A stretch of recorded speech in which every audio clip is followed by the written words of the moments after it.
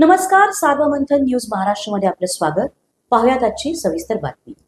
विधानसभेमध्ये हा प्रश्न उपस्थित होणार आहे. त्यावेळेस या प्रश्नाला घेऊन सरकारला जा विचारू कसं क्लीन चिट दिलं आहे आणि एवढ्या मोठ्या व्यवहारामध्ये सामान्य व्यक्ती हा व्यवहार करू शकत नाही. त्याला मोठमोठ्यांचा जबरदस्त होता, आशीर्वाद होता, त्यामुळे हे घडलेला प्रकार आहे. हो, त्याच्यावर स्वाक्षरी नव्हती. मीडिया कंपनीने हा संपूर्ण व्यवहार केला. राजकीय मार्ग मोकळा करण्यासाठी तर हा प्रयत्न नाही, असाही प्रश्न उपस्थित केला जातो. बघा, जो भाजपबरोबर आहे तो स्वच्छ आहे. त्यांनी कितीही मोठा गुन्हा केला असेल त्याला कुठलीही सजा होणार नाही. हे आता असल्या होणाऱ्या अनेक घटनांवरूनही सिद्ध झालेलं आहे. अजित पवार यांचा जो अपघात झाला त्यातला ब्लॅक बॉक्स खराब झाल्याची माहिती आहे. रोहित पवार यांनी काही दिवसापूर्वी शंका उपस्थित केली असं ते म्हटले. नाही, यामध्ये तर आहेच नक्की. घातपात अपघात यावरून खूप चर्चा महाराष्ट्रात देशाभर झाली. अजित पवारांचा मृत्यू हा काही अपघात वाटत नाही अशा प्रकारच्या शंका ज्या उपस्थित झाल्या, त्यामध्ये काही प्रमाणात अशा ज्यावेळेस गोष्टी ज्यावेळेस ब्लॅक बॉक्स खराब झाला आहे किंवा तो हे होता त्याच्यातून काही निघत नाही, याचा अर्थ असा निघतो की दाल में कुछ काला आहे.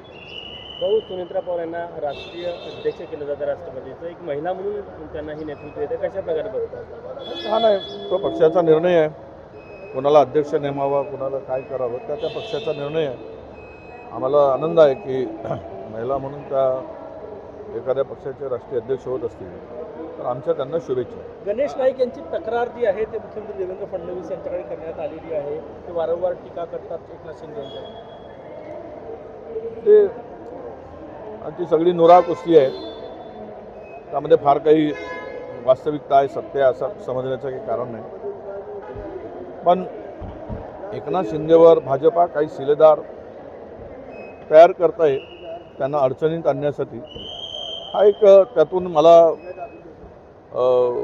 या सगळ्या घटनावरून मला दिसत आहे. अल्पसंख्याक आयोगाच्या काही शाळा होत्या, त्यांना परवानगी देण्यात आली होती. खरं तर दुपटा होता त्या काळामध्ये आणि शासकीय दुपटा असताना अजित पवार यांच्यानंतर अधिकाऱ्यांनी परवानगी नसतानाही अल्पसंख्याक शाळांना परवानगी दिली.